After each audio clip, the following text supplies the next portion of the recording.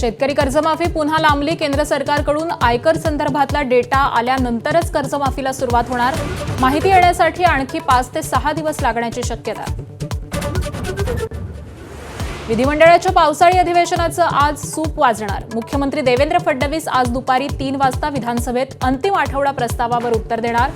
विरोधकांच्या आरोपांवर काय बोलणार याकडे लक्ष। डोंबिवलीत डॉक्टर मारहाण प्रकरणी मुख्य आरोपी नगरसेवक रमेश म्हात्रेला पोलीस ठाण्यात हजर केलं। थोड्याच वेळात म्हात्रेला कल्याण न्यायालयात हजर करणार।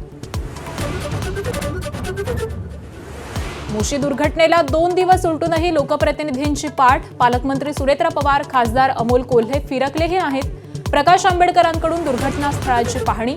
ढिगाऱ्याखाली अडकलेल्यांचे नातेवाईक संतापले। शरद पवारांची भेट कॅज्युअल। संजय राऊतांचा गैरसमज झाल्याचं सुप्रिया सुळेंचं स्पष्टीकरण। सगळे खासदार एकत्र, कुणीही नाराज नाही, सुळेंचा दावा।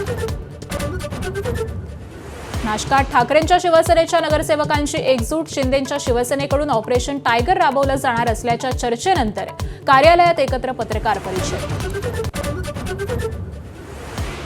सनदी अधिकारी तुकाराम मुंढेंची निवृत्तीपर्यंत बदली नको। शिवसेनेचे आमदार किशोर पाटलांची विधानसभेत मागणी। मुंढेंचा अन्न आणि औषध प्रशासन आयुक्त म्हणून कारवाईचा धडाका। पाकिस्तानी गँगस्टर शहजाद भट्टीशी संबंधितांवर छापे। महाराष्ट्रात 150हून अधिक ठिकाणी सर्च ऑपरेशन। मुंबई, ठाणे, नवी मुंबई, सांगली, सातारा, संभाजीनगरमध्ये एटीएसची छापेमारी।